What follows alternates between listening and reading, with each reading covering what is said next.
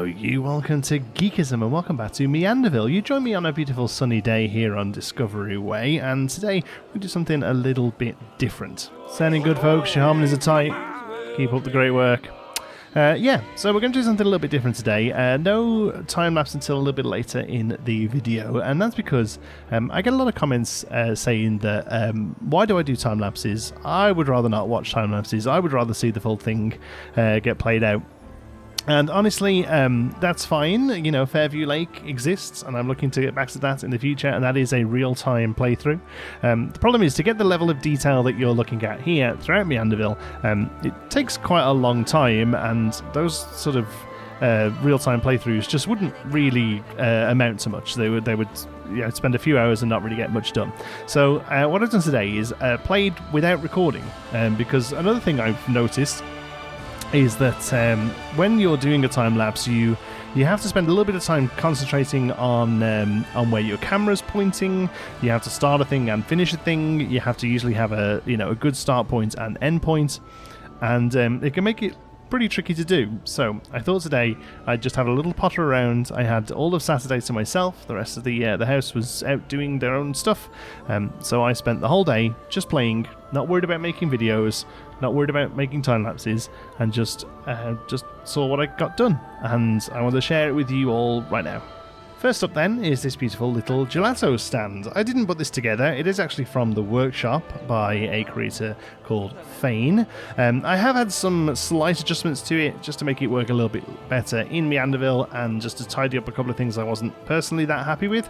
But overall, I think it's absolutely beautiful. I changed the language because I think it originally came in Italian, but I kept pretty much everything else. The wheels I had another go at doing, and the framing here, that's meant to look a little bit like it's being pulled along, and it helps the last bit of the built-in game one to sort of function, and that's there you go. This actually functions, which is great. So it's great to have these little spots around the place, but if they can actually do something, all the better. So people will actually come over here and grab some ice cream from time to time, and it's beautiful. I'll put the workshop link in the description. This isn't this version, it is the original one that I'm linking to.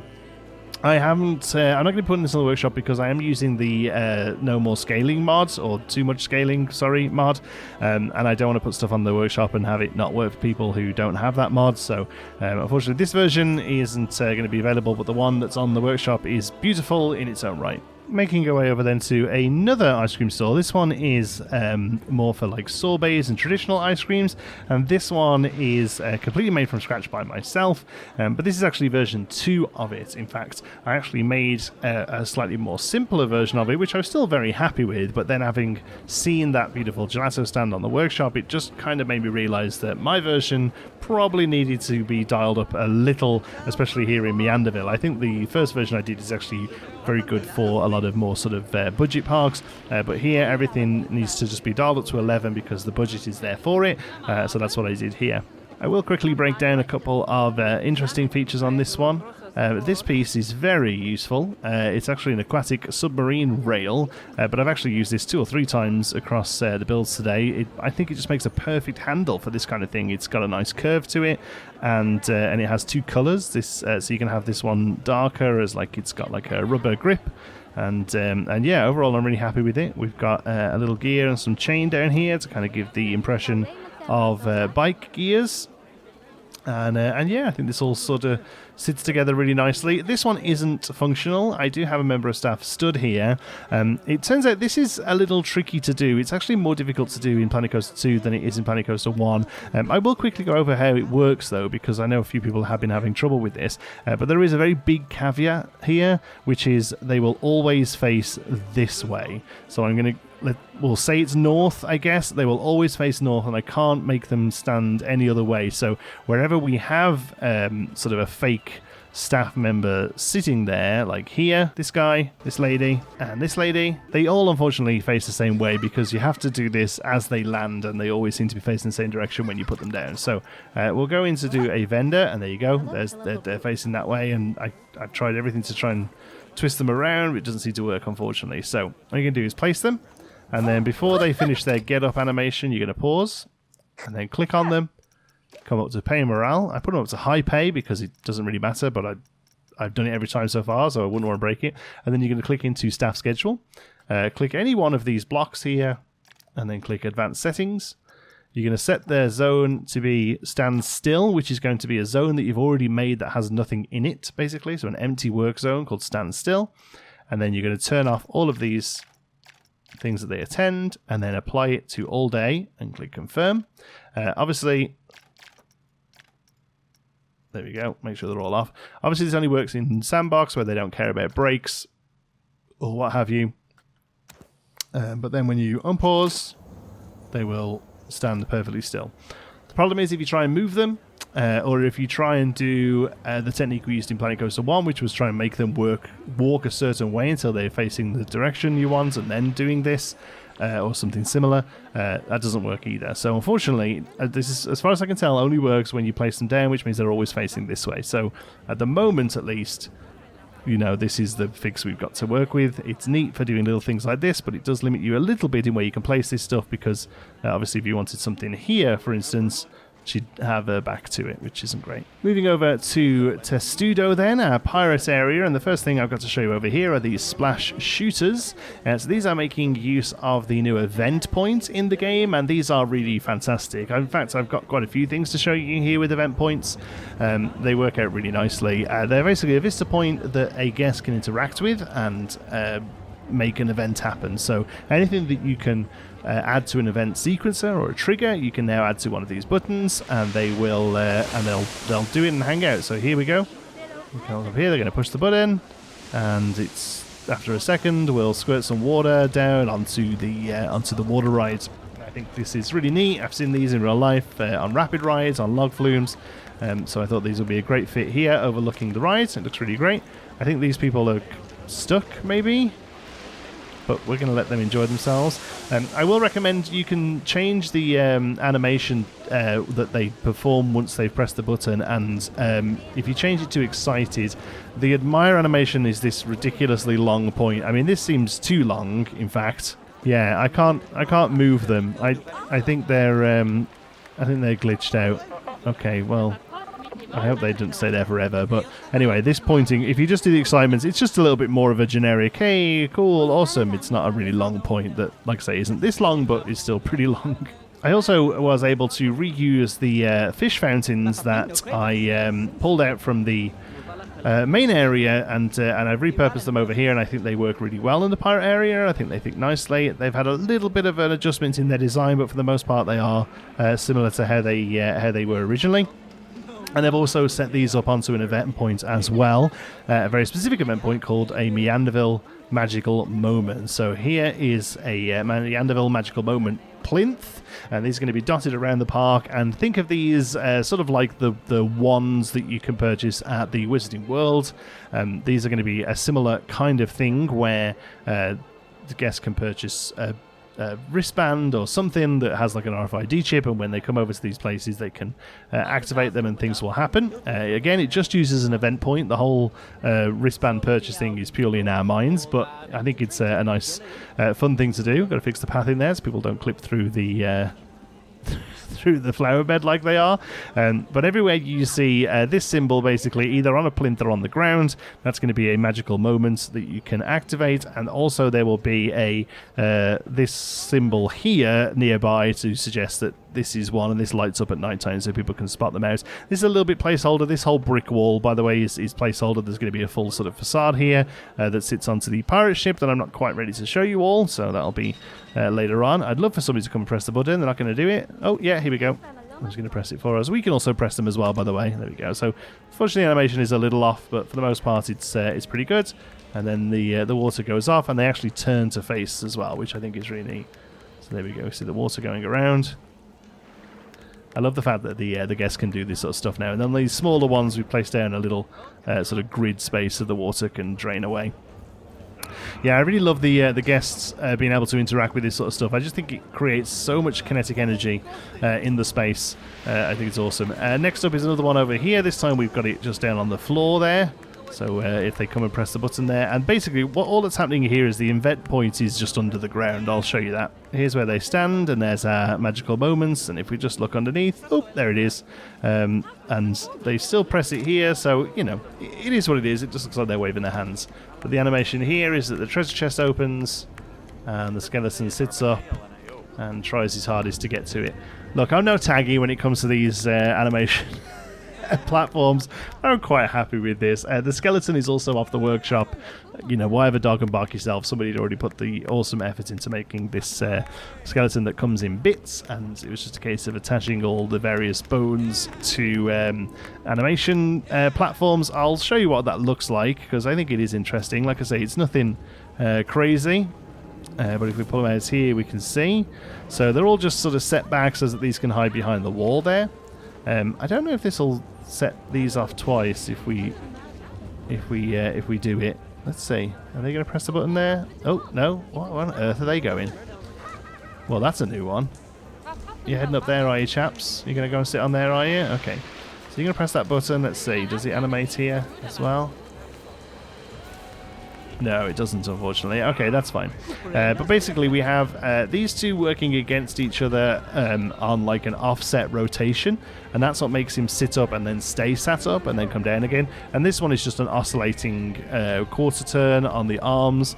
You can obviously stack these a lot more to get more developed movement, but for something like this, I felt like that was enough. What on earth? This is so weird.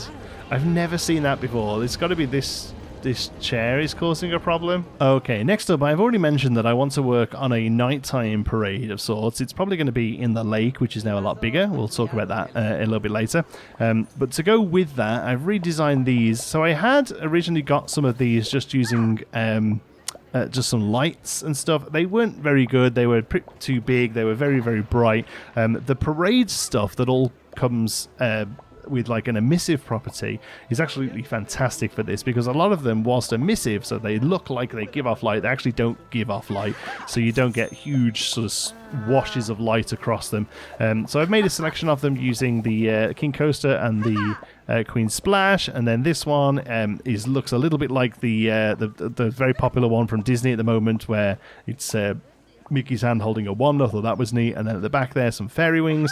Obviously, these look much better at nighttime. And there we go. And like you see, they sort of illuminate, but they don't give off a big ton of light. So the last ones I had, there was a huge white, I mean, it was almost like a nuke had gone off here, white light, because of all of the lights there. But now they just give off a nice glow and really add to our nighttime. And if you have these, you have to have the little cart that they push around for them too. And we're going to show you that through time lapse. So yeah, like I said, no time lapse here, just little bits, because this was definitely a sort of day of making lots of little projects, which I don't think would work very well if the whole thing was sped up like that. But one thing I wanted to show you was this little cart. This is very much based on the Walt Disney World cart. You see these all over the park as soon as nightfall comes upon us. And on them they have these various different light up and spinny things that you can spend way too much money on. I'm one of those people that yes, Disney is expensive, but I kind of get it. One thing I don't get is how expensive these things are. They're just utter tat, and they're like $50. I think when I got one of these for Xander last time we went, they were literally $50 US. So that's like $80 Canadian. Kind of disgusting. And it already is broken, I think. So it lights up, and the one he got's actually got some bubble fluid in the bottom. The bubble fluid leaked, and yeah, just real awful. But you know, it's all part of the fun, I suppose. They also had these little lovely carts though that I was really looking forward to making. It's a bit sort of retro futuristic, I suppose. It's the sort of thing you would see the Jetsons push around. I actually think it was a lot of fun to build, again using that piece there that I showed you on the ice cream truck before. I have one of those in the background there just to kind of help with scale. Obviously we have a stone guest there that really help when building sort of this stuff in scale, but sometimes it's nice to make sure that all of these kind of units share a similar scale with each other as well. So that's why there's an ice cream one there. But the way these work, they're little carts. They're mostly storage underneath, I imagine. I don't know if they have those little shelves on the back there. It just that seemed right to do something rather than just having a solid flat back there, so a little shelf and a cupboard. I imagine it's for staff to maybe keep a water bottle and some batteries, that kind of thing, so they can recharge these up if they need to. And then they have this rail around the top, which then a load of these things are hanging from. So that's kind of what we're doing here.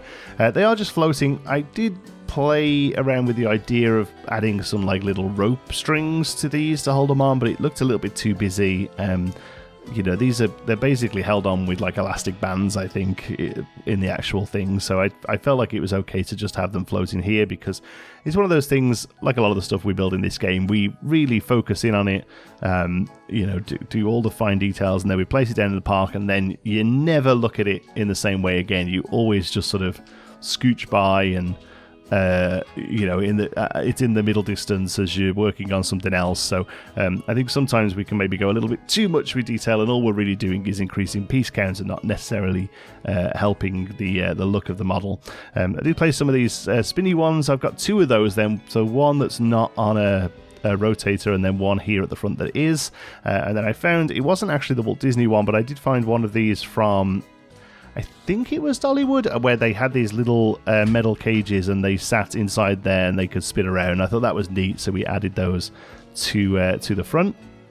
And then we obviously have to take a look at it at night time and then and see what it looks like. Little wheels at the bottom there.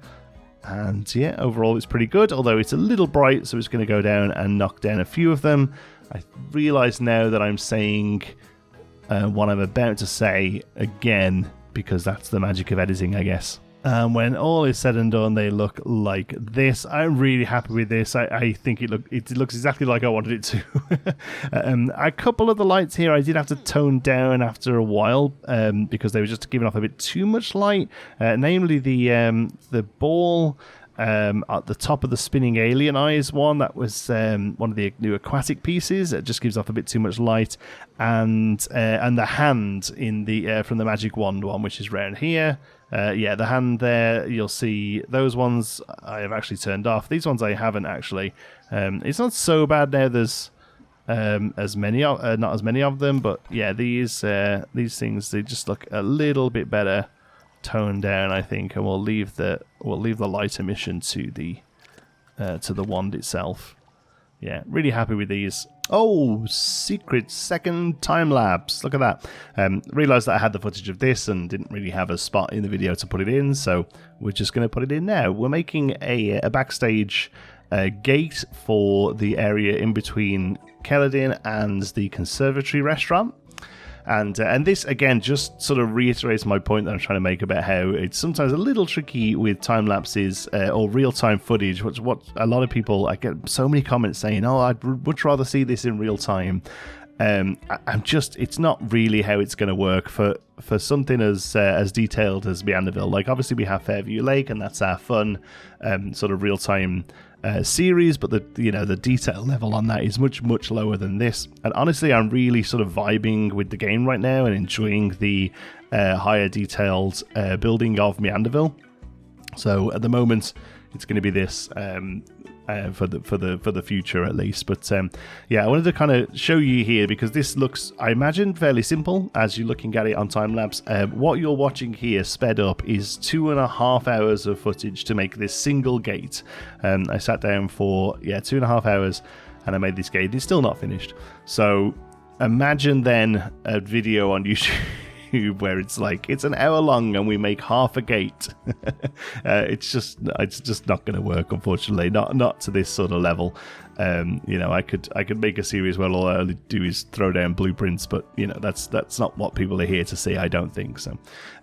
But this gate is obviously very inspired again by Epic Universe. I'm using Epic Universe as a big reference point for this park, just because it's new and I sort of really followed the development of it, and I'm sort of fascinated by the development of it, and I feel like it's whilst it's definitely had a few issues with its launch, I do feel like it is a turning point in the industry in Florida, where I think for the first time you can go to Florida and not do Disney, and that isn't necessarily a thing you should do. I do think the Disney parks still have a lot of good stuff there, but the fact that that's a possibility now, and Universal isn't like a little 2-day add-on for when you're going to Disney, I think Epic Universe has definitely made it be possible to go and do a week at Universal and not even think about Disney, and that's a big shift within the sort of zeitgeist, and that's something that fascinates me. So I am looking at Universal, Epic Universal a lot, but then also, you know, a lot of European parks.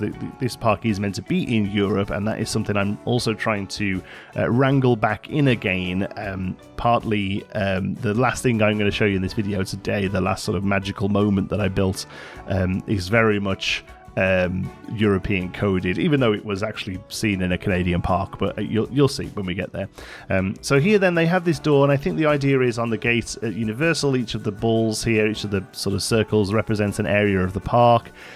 I was playing around with the idea of doing that, and I was just sort of finding stuff that would fit just to give me a sort of feel for that. I end up not really loving the idea of having a different thing in each one.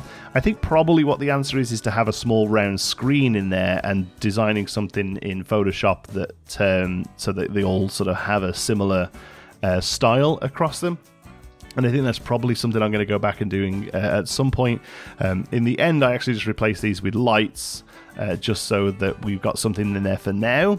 But I can see myself going back and playing around with Photoshop and making some nice round effects, and having, you know, one for each of the main areas of the park, of which there are 5, so that actually works out quite nicely. And again, I just want to kind of point out that this probably doesn't look like much is going on here, but actually there's a couple of hours work here just to make this one gate, and then the fence that comes off it that I don't add the video for, because honestly it's just more of the same. Quite a repetitive process, this one, and those round pieces, those circular pieces that are part of the aquatic area are awesome. But they do have a pretty large click box, unfortunately, so you're often having to delete them to put them back again. And here it is in place. Still needs tidying up. Obviously, the path needs to come up to it, and then we need to work on the actual backstage behind it. I do wonder whether this is a little bit too ostentatious for a backstage. My idea with this was, I've seen a few gates around places now where they're clearly are a backstage gate, but then also sort of act as like an Instagram moment. There's a few at Disney, and that's kind of what I wanted to do here. It really does sort of limit us to what this bit of backstage looks like. It needs to be clean and neat, but I think we can still make it work. All of that in the background there is some work in progress for Kelladin.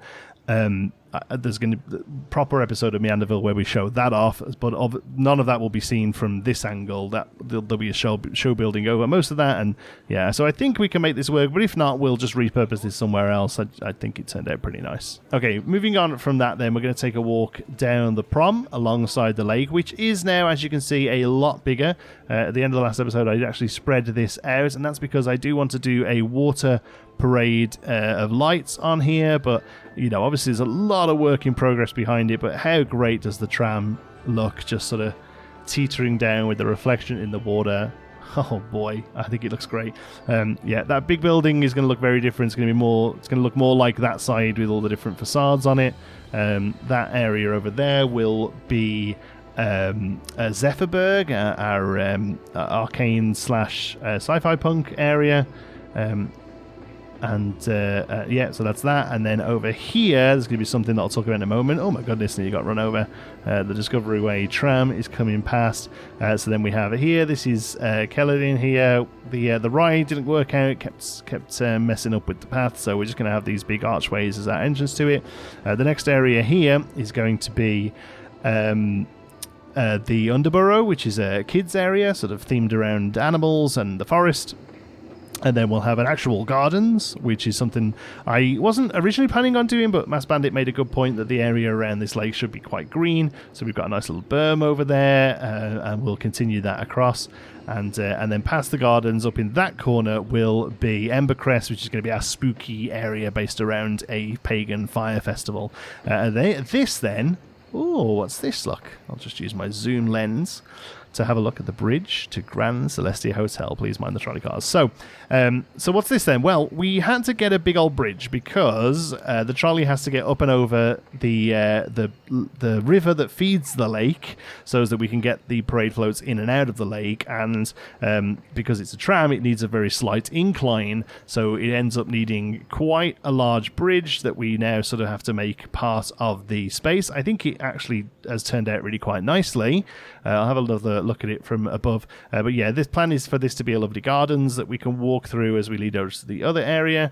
And whilst you can walk up and over that bridge, there's going to be another one over here that's just for foot traffic that we can get over to that final area. And yeah, so I just copied and pasted some of that. We'll be able to reuse some of it, which is good. But yeah, basically this here will eventually be a river.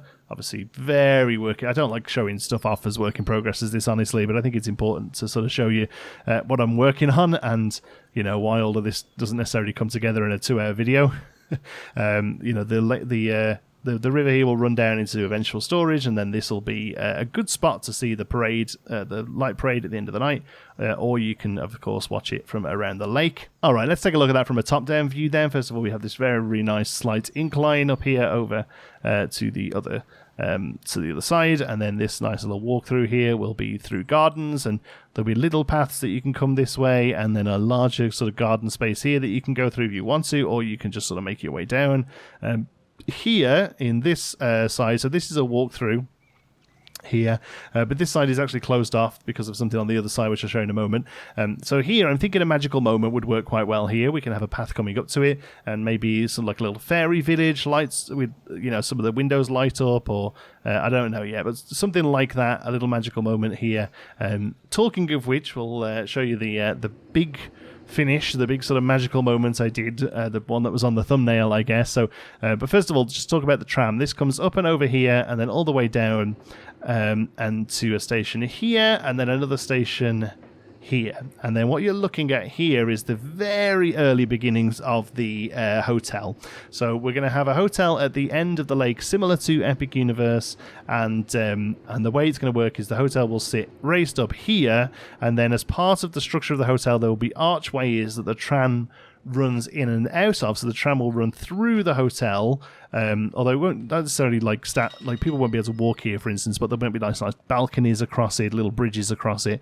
Once you're inside the foyer of the hotel, there'll be a bridge into rooms either side, and the tram will run under those, basically. And then this will come out, and this will actually be the entrance of the hotel from the from street. I know whether we'll just sort of pull it straight off here, or we'll do, because this is going to be parking eventually. But either way, this is going to be the entrance to the hotels if you're checking in. You haven't actually made it into the park yet, and that will incorporate a tram stop as well. Then that goes back in through the hotel underneath another sort of internal bridge, to another station that so you can get straight into the park. There's going to be some logistical issues about people coming in and out of the park through this method. Here, obviously, there's going to have to be people who, you know, you need to have your park tickets for. You can go in. You're basically checking into the park here. But I think this sort of stuff can work. If you think of things like the Hogwarts Express that lets you travel between the two parks, and you need a park hopper ticket to be able to do that, I think it's, so there's precedent there. And then that takes you all the way back down into the park. Is this the original one of those? No, that's my adjusted one. Okay, I was going to show you the original one, but that's my adjusted one. Anyway, we have one more magical moment to show you. So here, these plazas, imagine some retaining walls and some flower beds. And then there'll be steps up, maybe a couple of little fountains here, steps up to the hotel. Then there's also a wheelchair accessible path that takes you all the way up that way. Again, very much a work in progress here, but that's that. But then you get a great view over here. These gaps are going to be filled with some lampposts. Get a great view over the lake, all the way down to the carousel. Look at that for a view. Haha, that looks great. And then over here, oh, we got a little dude who's chilling out. So this is my real best attempt at using some animation platforms to make something fun, and we have a magical moment over here, and I think we can access it ourselves by just clicking.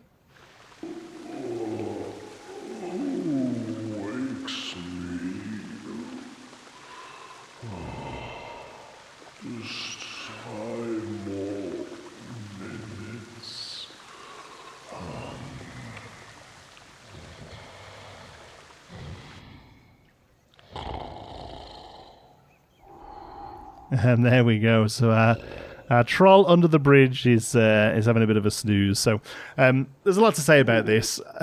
As soon as I knew that events points were coming, I knew I wanted to do one of these sort of take the thing around the park and usually an upsell to make things happen. And this one is actually very inspired by a park here in Canada, Canada's Wonderland, in fact. They have a fairly new feature where it's actually a lantern. You can purchase a lantern that glows, and if you take this lantern over and touch it against various points through the park, little things happen.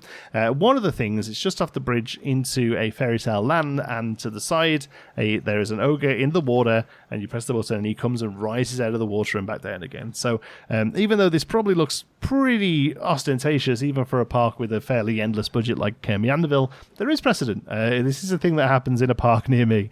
It doesn't quite look like this, but what I wanted to do with this is make it so that it was fairly well themed here, but the thing that sits in the water, if you look at it, it's actually just kind of rags, and they would just be sort of like a water safe material that can just sit under there, and its framework. So I'm going to click up here and play it again for you. Let's have a look. We'll pause it for a second. We'll play, and then we'll hide all the gubbins so we can come out and see it properly.